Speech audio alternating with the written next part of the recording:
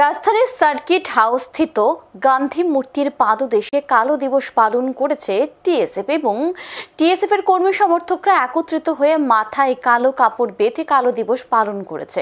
সেখানে উপস্থিত ছিলেন টিএসএফ আগরতলা টাউন কমিটির সভাপতি মনীষ দেববর্মা সহ অন্যান্য নেতৃত্বরা।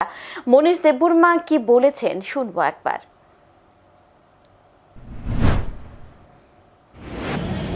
তবে ইন্ডিয়ান গভর্নমেন্ট সেটা আমাদের এগেনস্টে গিয়ে সেই বিলটাকে ওরা পাস করে নেয়।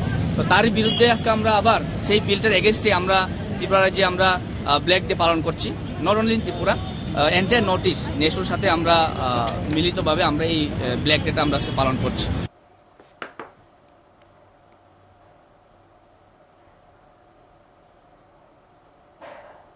বলা চলে প্রত্যেক বছরের নেই এই বছরও টিএসএফ এর পক্ষ থেকে কালো দিবস পালন করা হয়েছে।